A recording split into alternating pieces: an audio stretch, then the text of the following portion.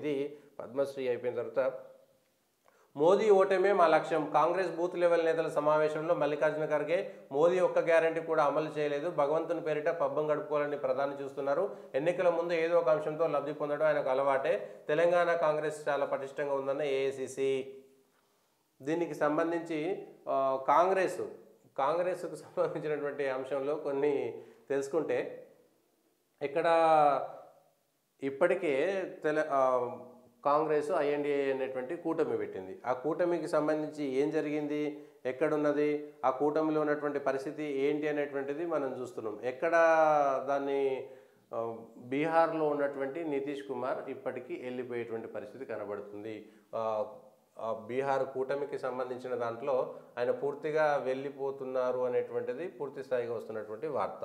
ఏది, ఎన్నికల ముందు బీహార్లో రాజకీయ ప్రకంపనలు, ఎన్డీఏ వైపు మళ్ళీ నితీష్ చూపులు, ఇండియా కూటమిలో లుకులొకలు, జేడీయూ తెలంగాణలో బలంగా ఉంది కాంగ్రెస్ పార్టీ అని మల్లికార్జున ఖర్గే చెప్తున్నారు. నరేంద్ర మోడీ ఓటమి అనేటువంటిది కానీ నరేంద్ర మోడీ ఓటమికి కాంగ్రెస్ పార్టీ చేస్తున్నటువంటి సిద్ధాంతికమైనటువంటి బలమైనటువంటి నరేంద్ర మోడీ కన్నా గట్టిగా మేము ఈ విషయాలు చెప్పగలుగుతాము, నరేంద్ర మోడీ కన్నా గట్టిగా ఈ విషయాలు మేము చెప్పగలుగుతాము, నరేంద్ర మోడీ కన్నా ఎక్కువగా మేము ఈ పథకాలు తీసుకోగలుగుతాము, నరేంద్ర మోడీకి సంబంధించినటువంటి సర్కార్లో ఏమీ లోపాలు ఉన్నాయి, ఆయన ఫెయిల్యూర్స్ ఏంటి అనేటువంటి విషయాలు చెప్పేటువంటి పరిస్థితిలో ఇండియా కూటమి లేదు. ఐఎన్డీఏ కూటమి బీహార్లో రాజకీయ ప్రకంపనలు, ఎన్డీఏ వైపు మళ్ళీ నిధి చూపులు, ఐఎన్డీఏ కూటమిలో లుకులుకులు, జేడీయూ నేతలతో నితీష్, ఆర్జేడీ నేతలతో లాలు సమావేశాలు, బీజేపీ నేతలకు అధిష్టానం పిలుపు, లాలు కుమార్తె నర్మగర్భ వ్యాఖ్యలు, తర్వాత తొలగింపు, సీఎంను ఆమె అవమానించారు అనేటువంటి అంశము కనబడుతున్నది. అయితే ఏం చేస్తారు, ఒక బీహార్ ఒకటే కాదు, ఇప్పటికే పశ్చిమ బెంగాల్ వచ్చేసింది. పశ్చిమ బెంగాల్ అయిపోయింది. ఆమ్ ఆద్మీ పార్టీ కూడా ఢిల్లీలో, పంజాబ్లో ఒంటరిగా పోటీ చేస్తామని చెప్పేసింది. బీహార్లో కూటమికి బీటలు పడ్డాయి. పశ్చిమ బెంగాల్లో మమతా బెనర్జీ మేము కాంగ్రెస్కు సీట్లు ఇవ్వము, ఒంటరిగా పోటీ చేస్తాము, తర్వాత చూస్తామనేటువంటిది అయిపోయింది. ఇది ఎన్నికలు, సార్వత్రిక ఎన్నికల ముందుకు కూటమిలో పెద్ద బిగ్ షాక్ అని చెప్పొచ్చు. ఈ కూటమి నిలబడేది కాదు, బీటలు వారేటువంటిది.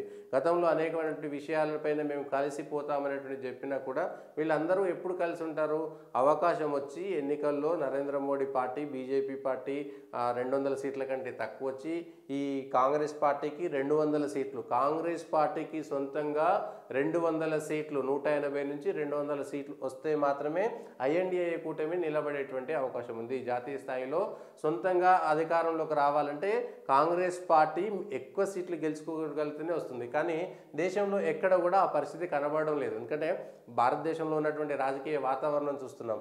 దానికి తోడు ఇప్పుడు మేము కలిసి పోటీ చేస్తామనుకునేటువంటి వాళ్ళు ఇప్పుడైతే భారతీయ జనతా పార్టీ దీనికి సమాధానం చెప్పగలుగుతుందా లేదా తెలియదు. కానీ నితీష్ కుమార్ గతంలో ఎన్డీఏలో ఉన్నాడు, తర్వాత మధ్యలో ఎన్డీఏ నుంచి వెళ్ళిపోయి యూపీఏలో చేరిండు, యూపీఏ నుంచి పోయి మధ్యలో బీజేపీతో పొత్తు కట్టుకున్నాడు, మళ్ళీ వెళ్ళిపోయి మళ్ళీ రావడం. ఈ అంశాల్లో భారతీయ జనతా పార్టీ ఎట్లాంటి సమాధానం చెప్పగలుగుతుంది, నితీష్ తన అవసరాల కోసం ఏం చేస్తాడనేది. భారతీయ జనతా పార్టీ బీహార్లో 20-22%, 25% ఓట్ల వరకు వెళ్ళగలిగింది, కానీ 35-36%కు వెళ్ళలేకపోయింది.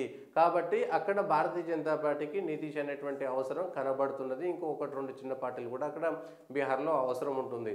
అయితే నితీష్ వస్తే అక్కడ ఉన్నటువంటి నితీష్కు ఉన్నటువంటి వ్యతిరేకత కలిసి వస్తుందా, ప్లస్ ఇంకొకటి ఏంటంటే బీహార్కు సంబంధించినటువంటి అసెంబ్లీని రద్దు చేస్తారు, లోక్సభతో పాటు వెళ్ళేటువంటి అవకాశం ఉందనేటువంటి వార్తలు వస్తున్నటువంటి నేపథ్యంలో అదేం చేస్తారనేది కూడా చూడాలి. బీహారు రాష్ట్రాన్ని అసెంబ్లీని రద్దు చేస్తారా చెయ్యరా అనేటువంటిది కూడా ఒక విషయం చెప్పాలి. దీనికి సంబంధించి ఒక వార్త వచ్చింది, జాతీయ స్థాయిలో ఏం చేయబోతున్నది ఐఎన్డీఏ కూటమి. ఇక్కడ తెలంగాణలో, కర్ణాటకకు సంబంధించి కూడా ఐఎన్డీఏ కూటమికి పెద్ద దెబ్బ అని చెప్పుకోవచ్చు. బీజేపీ నుంచి అలిగి కాంగ్రెస్కి వెళ్ళిపోయినటువంటి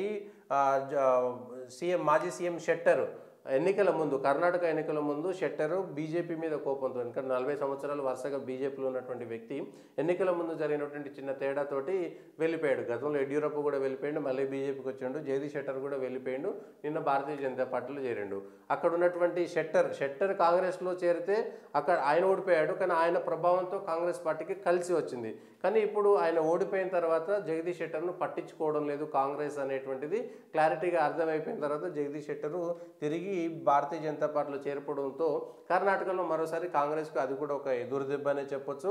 కర్ణాటక రాష్ట్రంలో అధికారంలో ఉంది, కానీ అక్కడ ఉన్నటువంటి పథకాల అమలు విషయంలో తేడా రావడంతో కర్ణాటకలో మరోసారి ఇప్పుడున్నటువంటి లోక్సభ ఎన్నికల్లో బీజేపీ వైపే మొగ్గు చూపుతున్నారు. కాంగ్రెస్ గెలుస్తుందా లేదా అనేటువంటి అంశంపైన కూడా ఒక క్లారిటీ రావాల్సింది.